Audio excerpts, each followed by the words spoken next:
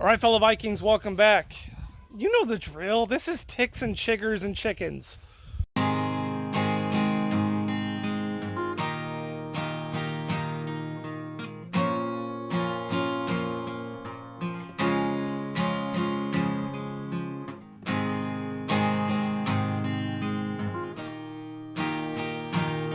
All right, so just another day out in the homestead, and it's been a decent temperature. Every now and then drops down to colder than I'd like, and that's wonderful. That means, you know, grass is growing, things are living, and goats are happier. But it also means, you know, bugs, ticks, chiggers, horrible, horrible, horrible, horrible, bitey, monster bugs, right? Now, don't get me wrong. I like free food. I like free food a lot. I don't like paying for my animals' food. So I like when the grass is growing. I like when, you know, the bugs are in full force because my chickens go after them. Why are you yelling at me? Huh? Why are you yelling at me, pretty girl? Why are you yelling at me? You want some love and I'm not over here? You're such a good girl. Yes, she is. Such a good girl. Yeah, you too, Ward. You're a good girl. Good girls. You want kisses? You want kisses? Oh, thank you. Okay, so I'm walking over to, you know, the aviary, you know, the Raptor Training Center, where there's all of our chickens and all that, and my goat won't leave me alone. She just wants love. I guess that's what happens when you literally pick her up the day, like moments after she's had her first feeding, and, you know, love on her. You know, there's something about them wanting love for the rest of her life. And it's so annoying. Poor me with all of the love. Yeah. But, where are my chickens at? Huh. I mean, I fed them. Why aren't they eating?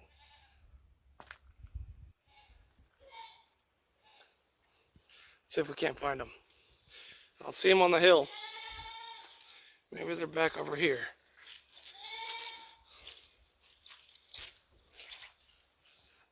Oh, I heard one of the guineas. I heard them.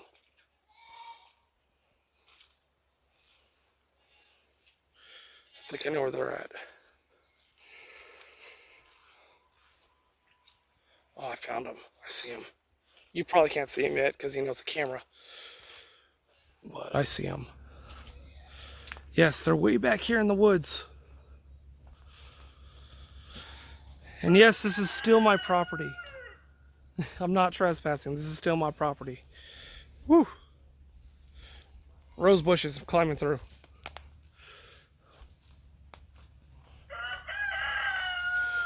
Looks like one of the neighbors, I don't know what this is.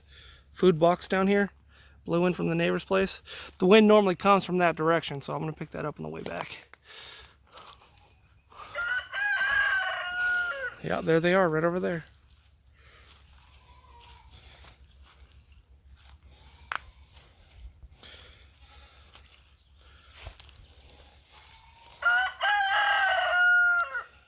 Okay, Rue, we hear you.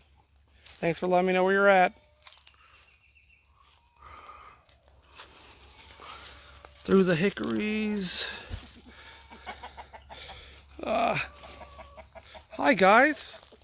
What are you doing over here? Getting the bugs for me? Look at you guys. I feed you all that food over there, and this is what I get. You're walking through the outsides. Look out, Hickory. So I found the chickens. Here they are. Deep in the woods back here, because there's more ticks and chiggers back here in the woods and the tall grass and all this than there is over by the house. But them walking over here and eating on all of this area is still good for us back over there where the house is. Right? Do you mind, Rue? Jeez, bro.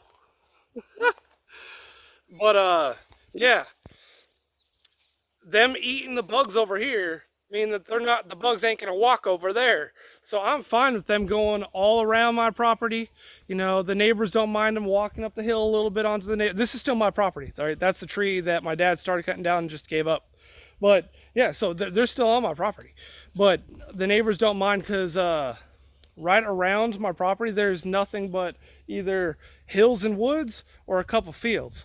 Right, so the neighbors don't mind if the chickens just go over there onto their into their fields, especially my neighbor over on that side, which you can't tell what that is. That's to my northeast. Okay, on the northeast of my property we have a neighbor who has horses, right, and the chickens really help her with the ticks and chiggers over there, though she does also spray and all that, and that can be an issue for some people, you know. But that to me means that there's less, you know, bugs in my food and my body and all that. But yeah, so my chickens are awesome. I love these birds. They are great. Right, my guineas, I love guineas. They are so cool. I've seen videos out there, you know, like reasons not to get a guinea, and it's because those people don't understand what a guinea is. You know, a guinea is a wild bird. Like they are the closest thing to wild that we have domestic. Right? They are some awesome birds. They like to roam. They like to go onto the neighbor's property. They like to flock in their own little area wherever they decide that is. They make their spot. All right. So if you say, hey, I'm going to put a little bit over here and a little bit over there, nope, that ain't going to happen, because that's not what a guinea does. A guinea wants to be with its flock. All right. Now, if you take them when they're real young and you put them in with the chickens, they're going to think, hey, I belong with the chickens. So they're going to stay with the chickens. And there's a car coming. If they stay with the chickens, then that means that it's a little bit easier for you to control. It's a little bit easier for you to feed. You know, there's only one spot that you gotta feed and water. Come winter time, you can coop them all up and release them at night so you have less losses. Though we did lose like 10 guineas, not to predators, anything like that. They decided that they like the neighbor's corn over there more than they like my scratch that I give them. So they go up over the hill, and they've been living over there for a while. We hear them every now and then, you know, when the conditions are just right or they get a little bit close to coming home. We hear them, and they just cack on the other side of the hill. But yeah, I mean, I don't understand why people don't like guineas. Like, to me, they're a great bird. Like, they eat a lot of bugs like no other. Like, they love bugs. They their wanderingness can be a very, very good thing, right? Them wandering means that they cover a lot more ground to get a lot more bugs. And if it's on their neighbor's property, your neighbors are okay with it. There's not a problem there. If your neighbors are okay with it, then that means, you know, there's less bugs traveling through yours, right? If you want to coop them up in a certain area, you lock them in there for a few months, actually for hours, to get them to see that coop is home. We had to lock them in there instead of that cage and everything for a year, like over a year, right? Even then they were wanting to run off. So I left them in there for another year, right? Feeding them out of my pocket, you know, that way, by that I mean paying for their feed, all right? And by the end of it, they now know this is home, this is my flock, this is where I live. But I need to go get more birds. I really need more birds. Like, climbing up on the hill. It's kind of a big deal because this year the bugs are out pretty hard. Yeah, I don't think I should be doing 3 videos in a day. Like, this is painful. But yeah, guineas, chickens, ticks, chiggers, they do the job for us. I don't really worry about it. I've had multiple on me and only like one in my skin.